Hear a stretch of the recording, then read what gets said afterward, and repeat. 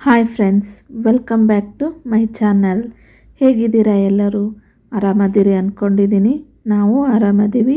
ಬನ್ನಿ ಇವತ್ತಿನ ರೆಸಿಪಿ ಏನು ಅಂತ ನೋಡೋಣ. ರೆಸಿಪಿನ ಸ್ಟಾರ್ಟ್ ಮಾಡೋಕ್ಕೂ ಮುಂಚೆನೇ ಫ್ರೆಂಡ್ಸ್, ವಿಡಿಯೋನ ಎಲ್ಲೂ ಸ್ಕಿಪ್ ಮಾಡದೆ ಪೂರ್ತಿಯಾಗಿ ನೋಡಿ. ಇವತ್ತಿನ ರೆಸಿಪಿ ಮಸಾಲ ಶೇಂಗಾ. ಬೇಕ್ರಿಯಲ್ಲಿ ಸಿಗುವಷ್ಟೇ ಟೇಸ್ಟಾಗಿರುತ್ತೆ ನಾನು ಮಾಡ್ತಿರೋ ಈ ಮಸಾಲೆ ಶೇಂಗಾ. ಬನ್ನಿ ಹೇಗೆ ಮಾಡೋದು ಅಂತ ನೋಡೋಣ. ನೋಡಿ, ಶೇಂಗಾ ಕಲಿಸ್ಕೊಳ್ಳೋಕ್ಕೆ ನಾನಿಲ್ಲೊಂದು ಅಗಲವಾದ ಪಾತ್ರೆ ತೊಗೊಂಡಿದ್ದೀನಿ. ಅದಕ್ಕೆ ಶೇಂಗಾನ ಹಾಕ್ಕೊಳ್ತೀನಿ. ನಾನಿಲ್ಲಿ ಅರ್ಧ ಕೆಜಿ ಶೇಂಗಾ ತೊಗೊಂಡಿದ್ದೀನಿ. ನಿಮಗೆ ಎಷ್ಟು ಬೇಕೋ ಅಷ್ಟು ಶೇಂಗಾ ತೊಗೊಳ್ಳಿ. ಇವಾಗ ಸ್ವಲ್ಪ ನೀರು ಹಾಕ್ಕೋಬೇಕು.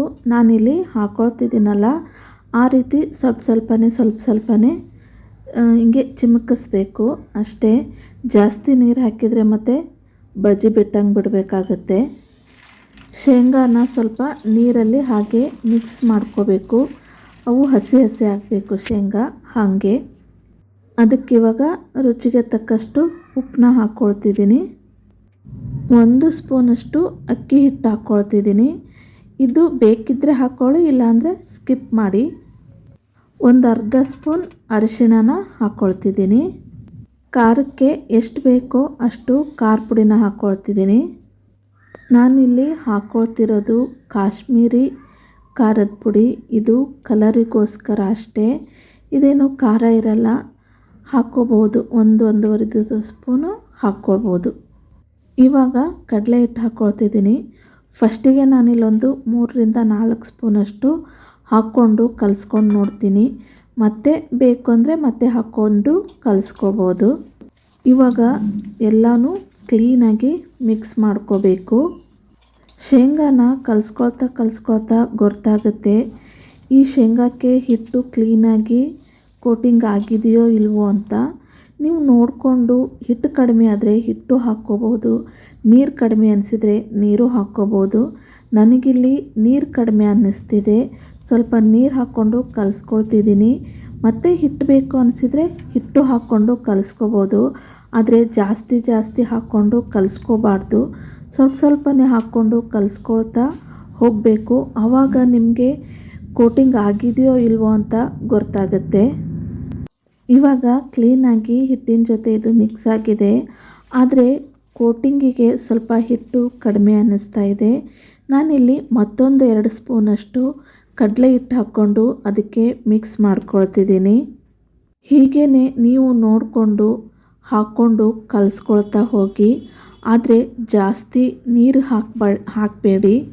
ನೋಡಿ, ಕ್ಲೀನಾಗಿ ಕಲಿಸ್ಕೊಂಡಾದ್ಮೇಲೆ ಈ ಥರ ಗಟ್ಟಿಯಾಗಿ ಕೋಟಿಂಗು ಶೇಂಗಾಕ್ಕೆ ಕಾಣ್ತಿರಬೇಕು.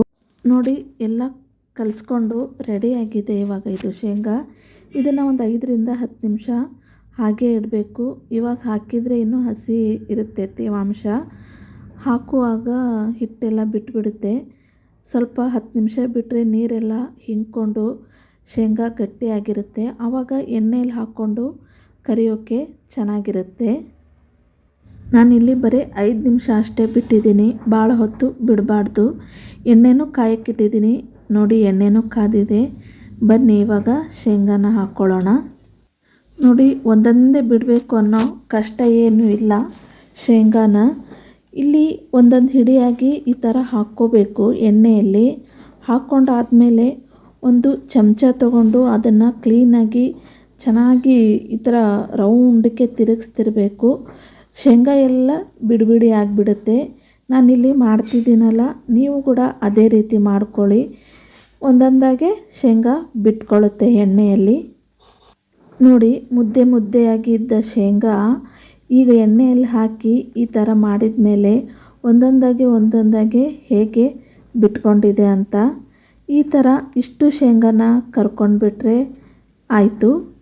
ನೋಡಿ, ಇವು ಶೇಂಗಾ ಎಲ್ಲ ಕ್ರಿಸ್ಪಿಯಾಗಿದೆ. ಈ ಥರ ಗುಳ್ಳೆ ಬರೋದು ಕಡಿಮೆ ಆಯಿತು ಅಂದರೆ ಇವು ರೆಡಿಯಾಗಿದೆ ಅಂತ ಅರ್ಥ. ನಾನಿಲ್ಲಿ ತೆಕ್ಕೊಳ್ತಿದ್ದೀನಿ. ನೋಡ್ಕೊಳ್ಳಿ, ನಾನು ಇನ್ನೊಂದು ಸರಿ ಶೇಂಗಾ ಹಾಕಿ ಹೇಗೆ ಬಿಡಿ ಮಾಡಬೇಕು ಅಂತ ತೋರಿಸ್ತಿದ್ದೀನಿ. ನೋಡಿ, ಈ ಥರ ಮಾಡಿಕೊಂಡ್ರೆ ಸಾಕು. ಒಂದೊಂದೇ ಶೇಂಗಾ ಹಾಕಬೇಕು ಅನ್ನೋ ಕಷ್ಟ ಇಲ್ಲ. ಪಟ್ ಅಂತ 5 ನಿಮಿಷದಲ್ಲೇ ಮುಗ್ದೋಗ್ಬಿಡುತ್ತೆ. ಇದೇ ರೀತಿ ಎಲ್ಲ ಶೇಂಗಾನು ನಾನು ರೆಡಿ ಮಾಡಿ ತೊಗೊಂಡು ಬರ್ತೀನಿ.